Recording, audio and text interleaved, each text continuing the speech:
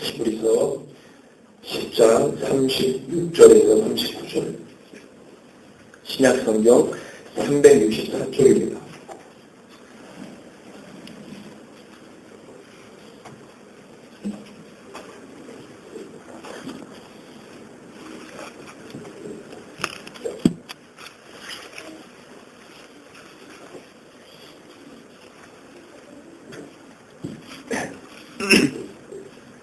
하셨으면은 한 목소리로 같이 봉독합니다.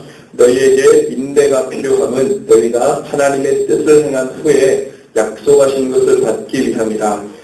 잠깐 후면 오실 이가 오시리니 지체하지 아니하시리라. 나의 의인은 믿음으로 말미암아 살리라. 또한 비록 물러가면 내 마음이 그를 기뻐하지 아니하리라 하셨느니라.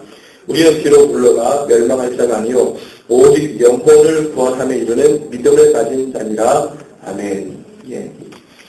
오늘 이 말씀은 지난주에 이어서 이 긍정을 깨고 복음을 채우라 지난주의 말씀이었는데 오늘 방향성 회복이라는 주제, 지난주 말씀 묻다는 말씀이 있어서 그 말씀에 이어서 함께 말씀 나누려고 합니다.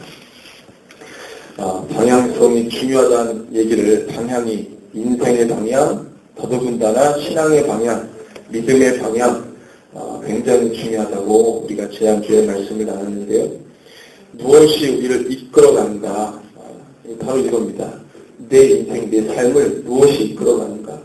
다 이끌림 받잖아요. 모든 어떤 상황이든 어떤 환경이든 이끌림 받는데 무엇이 우리를 이끌어가게 하느냐? 이거 굉장히 중요합니다. 우리를 이끌어가는 실체, 정체가 뭐냐?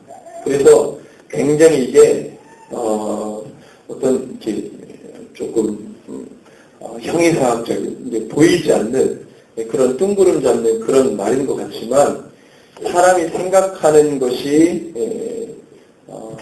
그 사람의 마음이고 모든 것이기 때문에 그 사람이 담고 있는 생각이 뭐냐가 굉장히 중요합니다.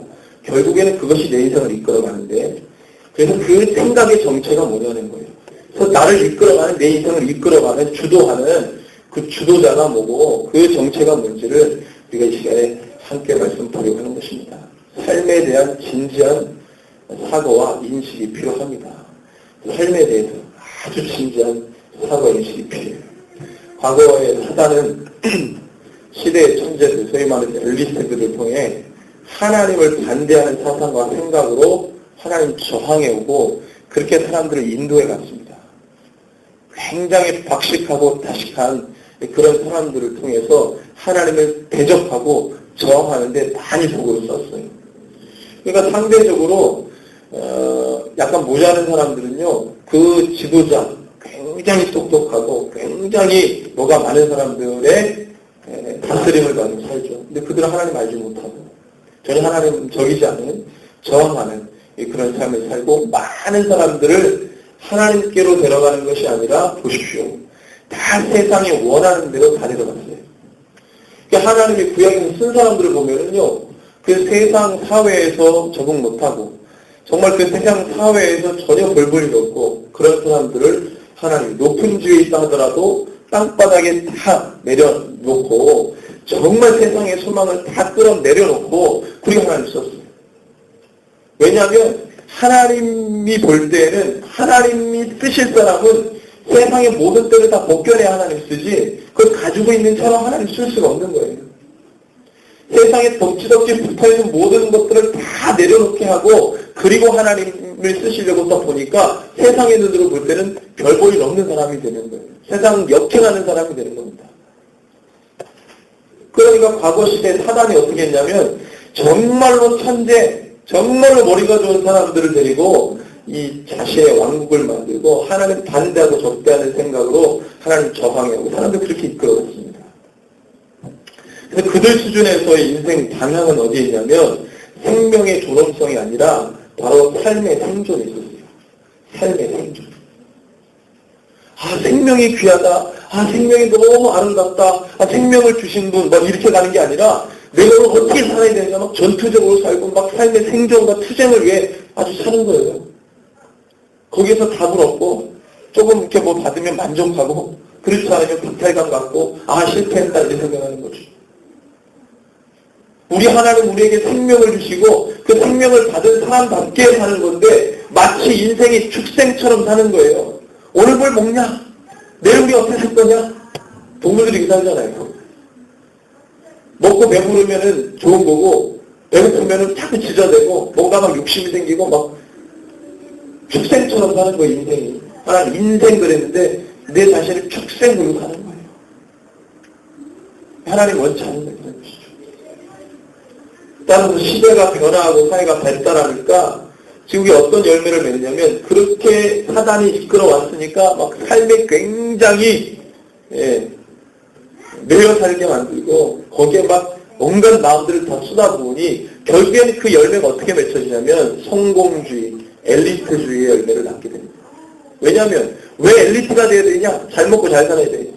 왜 성공해야 되냐? 아유 성공 못하면 실패하고 실패한다면 누가 알아주겠어요? 다 무시하고. 그러니까 그 엘리트들을 따라갑니다. 와, 내 인생의 목표는 저거야. 내 인생의 목표는 저 사람이야. 저 사람처럼, 저 사람처럼, 저 사람처럼. 너도 저 사람처럼 살아야 돼. 우리도 저 사람처럼 살아야 돼.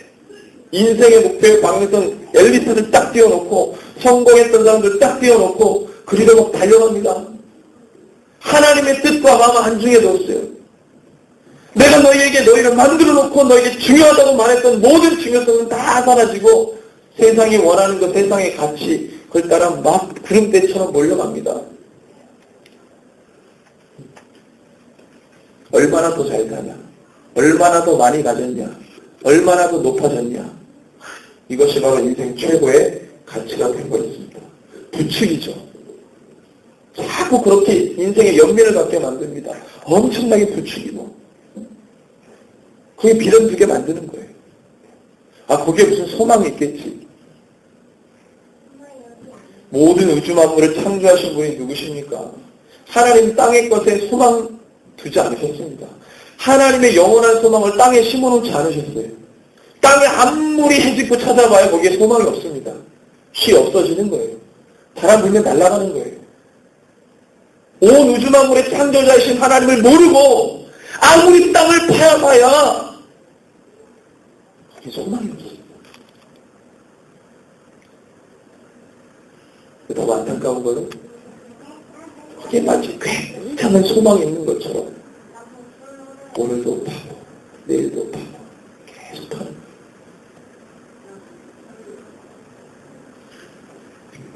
그게 지치죠. 그 하늘을 봅니다. 그제서요. 그 하나님이 그 사람의 머리만 보시다가 그 사람이 문득 지쳐가지고 벌렁 자빠져서 하늘을 보니까 주님이 그 얼굴을 봐. 하나님 뭐라고 하시겠어요? 나는 수고했다 그러시겠어요?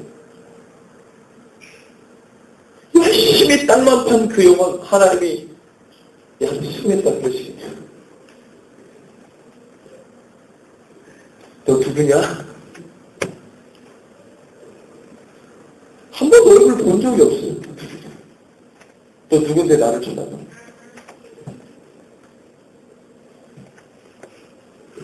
성경을 보니까 성경은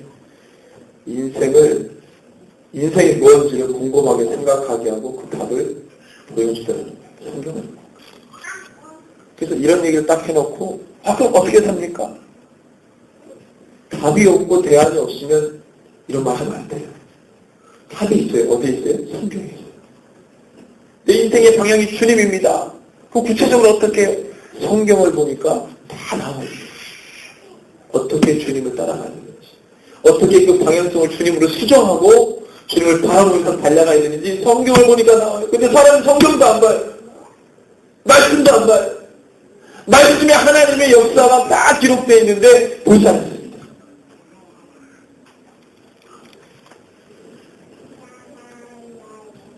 인생의 뭔지가 아주 잘 기록되어 있으니까 답을 보여줍니다.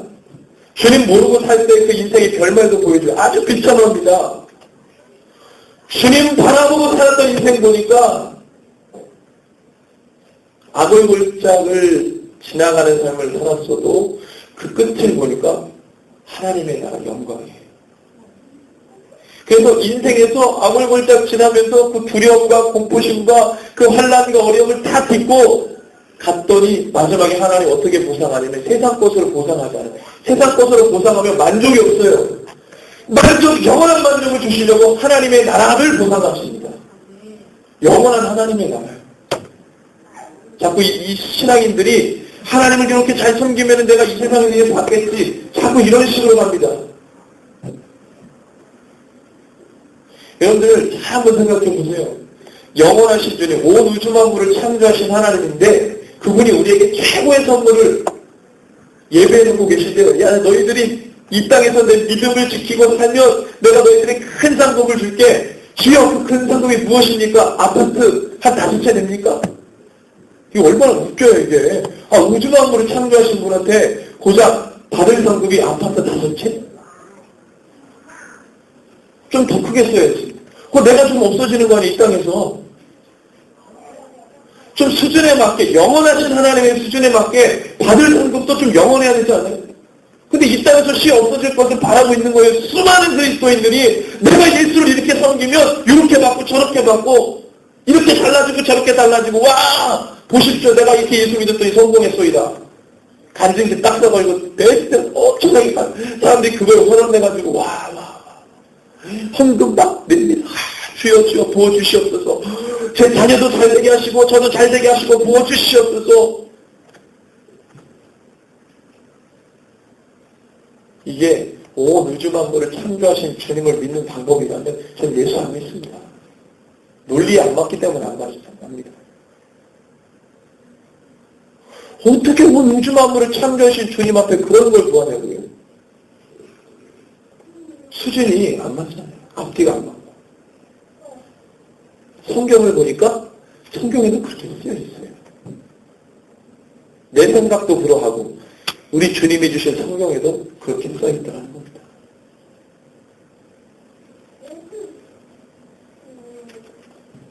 인생은 조물주, 곧 창조자이신 하나님으로부터 시작되었고 그분의 의지대로, 그분의 권한대로, 그분의 뜻대로 나아가는 것이 우리의 인생입니다. 하나님의 형상과 모양대로라는 것은 겉모습만이 아니라 우리 속에 있는 하나님의 성품과 함께 할 수 있는 모든 것을 다 주님이 심어놨다는 거예요. 닮았다는 겁니다. 애를 딱 낳고 보니까 귀가 닮았고 눈이 닮았고 그게 끝입니까? 성격도 닮고 성품도 닮잖아요. 하나님 우리 모양과 자신의 모양과 형상을 만들어놨는데 하나님의 성품도 우리 가운데 심어놨습니다. 그래서 우리는 하나님을 섬길 수밖에 없는 존재가 돼요. 본능적으로 조물주를 경배하게 되어 있습니다. 신을 예배하게 되어 있습니다. 주님이 이렇게 만들어 놓으셨어요. 사단이 이 점을 너무나도 잘 알기 때문에 인간의 경배의 본능, 예배의 본능이 있다는 걸 알기 때문에 예배의 대상, 경배의 대상을 하나님에게서 세상으로 다 바꿔치겠어요. 우리의 예전에 인생 방향이 다 하나님이었잖아요. 아담과 하와 보세요. 죄 짓기 전에 다 모두 인생의 방향이 하나님이었어요. 종착지가 하나님이에요. 근데 그걸 바꿔치겠어요. 사단. 역사를 보십시오. 흘러온 역사가 다 그것을 증언합니다. 인간 타락시키고 인간성 훼손시킨 수많은 내용들이 그 인류 역사 안에 다 들어있어요. 그 근원이 뭐냐? 인간 타락시킨 근원이 뭐냐? 바로 욕심이에요. 욕심. 하나님을 향한 모든 사랑의 에너지를 다 욕심으로 바꿔놨어요. 하나님을 경외해서 두렵고 떨리는 마음으로 주님을 사랑했던 모든 그 사랑의 좋은 에너지들을 다 욕심으로 바꿔놨어요. 뭐든지 취해야 되고 쟁취해야 되고 이뤄야 되고 그 욕심으로 다 바꿔놨어요. 선악을 알게 하는 나무의 실과를 먹지 말라.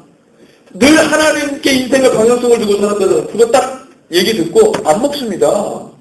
근데 사단이 와가지고 미혹하니까 오늘 제가 그래서 미혹하니 어떻게 돼요? 욕심이 생겨 그거를 취하려고 합니다. 범하려고 해요. 내가 뭔가 이루려고 합니다. 욕심이 시작되는 거예요. 경배의 대상이 변해지고 타락하는 순간입니다.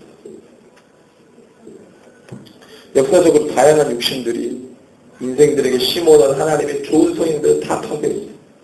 욕심. 그래서 지금 이 시대를 살아가는 자들에게 가장 요청되어야 할 것은 뭐냐면 방향을 회복하는 것이에요. 방향을 전면 수정해야 돼요. 세상으로 치달았던 나의 생각과 모든 욕심을 스톱하고 다시 점검하고 수정해야 됩니다. 지난주에 못했던 말씀이 우리 신앙인들의 방향은 오직 예수인데, 그런데 그냥 오직 예수가 아니라 앞에 수식어가 하나 더 붙어야 돼요. 되게 중요한 게 뭐냐면 다시 오실 오직 예수. 성경에 보니까 예수님께서 이 땅에 오셔가지고 성품적으로 야, 너 사랑, 온유, 자비, 서로를 사랑하고 좋다, 경건에 이르기를 연습하고 모든 말씀하셨잖아요. 그래서 예수님의 제자들이 또 제자들에게 그런 말씀하고 권면합니다. 바울도 그랬고 베드로도 그랬고 디모데에게 또는 그 제자들에게 자기 편지를 쓰는 교회들에게 보시죠. 권면하는 거 보시죠. 예수님이 했던 말씀 그대로 전하고 야, 너 어떻게 해라. 근데 그 모든 신앙의 권면의 방향이 어디를 향해 있습니까? 바울이 했던 말, 베드로가 했던 말, 예수님이 승천에 올라가는 걸 500의 형제가 다 봤는데 그 사람들이 그 두렵고 떨리는 모습, 그 광경을 바라보면서 천사가 뭐라고 했냐면 너희들이 본 그대로 주님이 다시 오실 것이다. 다시 오실 것이다. 그러면 그것을 들은 자들이 예수님께서 제자들에게 했던 모든 말씀에 이제는 최종 방향은 어디냐면 다시 오실 주님을 바라보면서 신앙을 달려가는 거예요. 죄와 싸우는 겁니다. 주님이 다시 오실 때까지. 주님이 다시 오실 때까지. 인생의 방향, 신앙의 방향이 거기에 맞춰져 있는 거예요. 근데 성도들의 우리의 삶을 보니까 주님이 언제 오시는지는 별 상관이 없어요. 마치 포도원 품꾼의 비와 똑같습니다. 주인이 안 올 것 같은 거야. 와도 귀찮아. 그러니까 주인이 보낸 종들을 막 농부들이 어떻게 합니까? 때려 죽입니다. 마지막 아들까지 보냈는데 어떻게 해요? 아들도 죽여요. 안 왔으면 좋겠다는 거죠, 주인이. 너 여기 신경 꺼, 오지 마. 와서 우리가 했던 일들 결산하지 마. 결산하면 싫어. 부담스러워. 하지 마. 오지 마. 다 죽이는 거예요. 그런 심리가 우리 안에 있는 것입니다. 보십시오. 교황이 괜찮아요. 예수님 다시 오지 않는다. 가톨릭. 관심 없습니다. 사단이 온갖 가진 미혹으로 성경에 있는 기본 진리, 우리가 정말 생명 걸고 지켰던 진리들을 완전히 훼손하는데 사람들이 그거에는 안중이 없고 프란치스코 교회 와가지고 와 이거에 작은 탓 하고 다녔어. 아유 뭐 약자들을 어떻게 뭐 했어? 근데 여러분들 가치가 어떻게 해요? 예수님은요 진리시잖아요. 예수님이 이 땅에 오셔서 진리를 행하신 그분이 약자들을 만났다?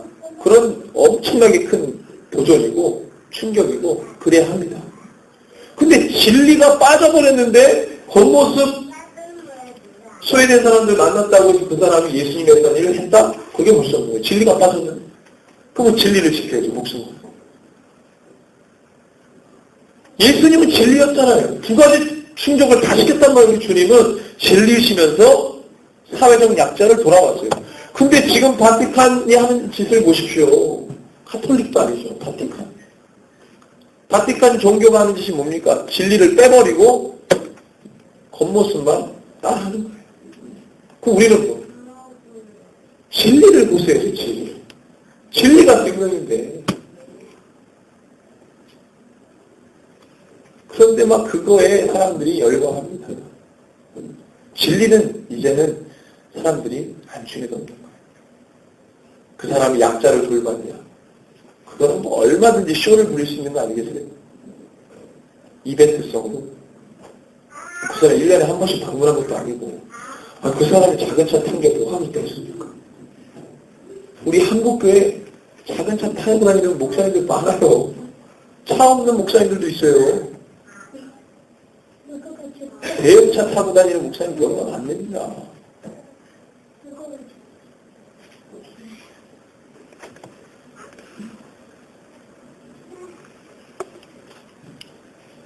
안 알려져서 그렇지. 큰 교회 목사님들은 자격자 성관인 분들 많아요. 안 알려져서 그렇지.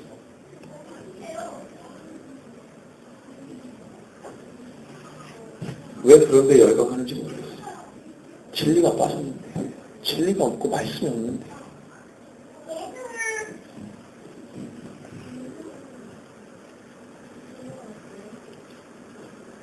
주님 다시 오신 교회가 이거 부르짖지 않으면 죽은 것입니다. 다시 오실 주님을 믿는다는 것은 그의 죽으심과 부활과 승천을 다 믿는다는 거예요.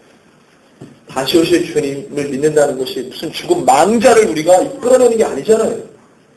죽은 망자가 오는 길을 우리가 준비하는 게 아니잖아요. 다시 살아나신 주님이 오신다는 거예요. 다시 오실 주님을 믿는다는 것은 부활하셔서 승천하신 그 주님, 지금도 하늘 위에서 제자들이 하셨던 그 말씀, 내가 너희들이 나에게 올 그 처소를 준비하러 간다고 그랬어요. 그 예배하러 간다고 그랬습니다. 지금 망자가 무슨 어떻게 해요. 근데 자꾸만 이것을 나눕니다. 죽으심, 부활, 또 부활도 강조하는 또 교회가 있어요. 또 십자가만 강조하는 게 왜? 왜 그걸 자꾸 나누는지 모르겠어요. 근데 부활을 강조하면 낙관주의로 빠집니다. 긍정주의로 빠져요. 그 부활 강조에서 뭐가 했다는 거예요? 잘 살아보자 이거예요. 내 인생도 부활! 내 인생 부활! 생명! 그걸 뭐 어떻게 하겠냐? 내 인생 부활 생명에서 죄와 싸우고 있다 그러면 그건 옳은 길이에요. 부활! 내 인생 부활 생명 주님 만날 때 할렐루야! 잘 됐어요. 뭐 끝냈으면 그건 복음이 아닙니다. 그분이 제가 열방으로 나갑니다. 여러분들 제가 예수님 만나고 제가 이렇게 전도하고 막 사람들 제가 뭐 이렇게 그래가야지 부활 그리고 생명 들어왔어요. 그리고 잘 됐어요. 제 자녀가 막 잘 됐어요. 잘 됐어요로 끝나는 건 복음 진리가 아니에요. 부활 강조에서도 십자가와 부활은 동전의 양면이에요. 십자가 따로 부활 따로 부활 얘기하다 보면 십자가 약화되죠. 그래서 사단이 교묘하게 역사하는 겁니다. 옛날 영지주의가 그랬어요. 오늘 다시 오실 주님, 다시 오실 주님. 다시 오실 주님을 기다린다는 것은 그분이 다시 오셔서 하시는 모든 일들을 믿는다는 것입니다. 오늘 히브리서 10장 말씀에 보면은 너희가 인내가 필요하건 그리고 인내라는 단어를 집어넣습니다. 왜 인내하냐? 히브리서 기자가 왜 여기다 인내라는 단어를 집어넣습니까? 너희들의 상황이 지금 인내해야 될 상황이라는 거예요.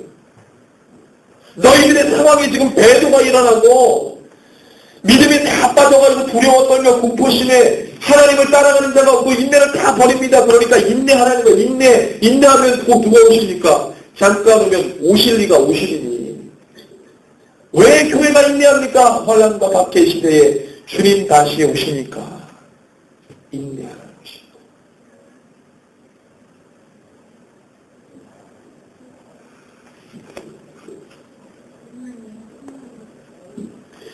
성경은 한 가지만을 남겨놓고 있습니다. 이제 교회는 한 가지 일에 집중해야 돼요. 뭡니까? 다시 오시는. 그래서 모든 오감과 영감을 총동원해가지고 다시 오시는 주님을 바라봐야 되는 거예요. 자꾸 이 땅에 밀어두면 안 됩니다. 이 땅에서 잘 되는 일에 마음을 두면 안 돼요. 누가복음에 보면 예수님이 예루살렘 성에 입성 전에 한 사건이 나옵니다. 여기 보면은 여리고성의 학교를 만나요. 여리고성 어디입니까? 예루살렘, 갈릴리 지역에서 이렇게 올라오시잖아요. 갈릴리 지역에서 올라오다 보면 여리고성 지나서 예루살렘이에요.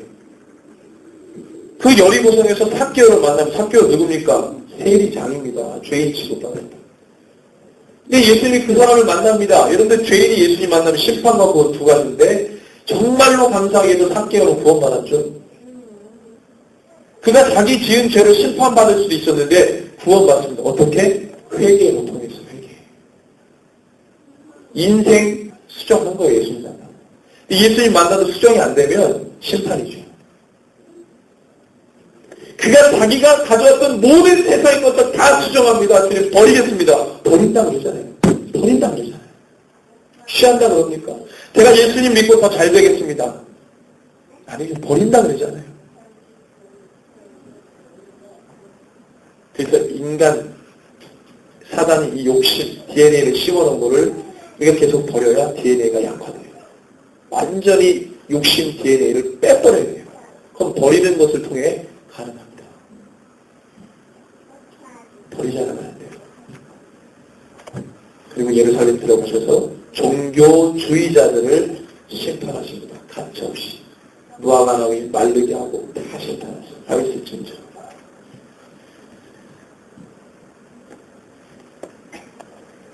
저와 여러분들 마지막 때 하나는 교회입니다. 이 땅에서 잘 되는 복을 버려야 합니다. 마지막 때를 하는 성도에게 하나님 그것을 허락하지 않으셨습니다. 지금 믿음을 지킬 때예요. 믿음을 지킬 때입니다. 인내로서 믿음을 지킬 때예요. 세상 것을 취할 때가 아니라 버릴 때입니다.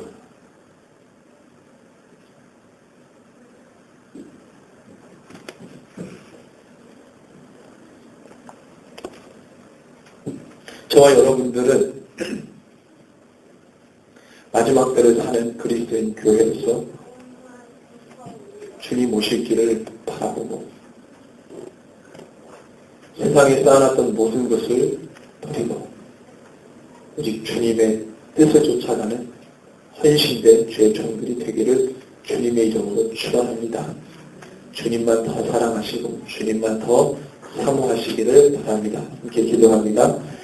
좋으신 하나님 아버지, 귀한 시간을 통해서 우리가 긍정이라는 미혹을 깨버리고 하나님 그것에 복음과 진리를 채우는 귀한 말씀 주시니 감사합니다. 우리 인생의 방향을 전면 수정하고 회복하여 주 앞에 서는 교회와 그리스도인들이 되게 하여 주시옵소서. 우리의 삶이 주님께 들려있습니다.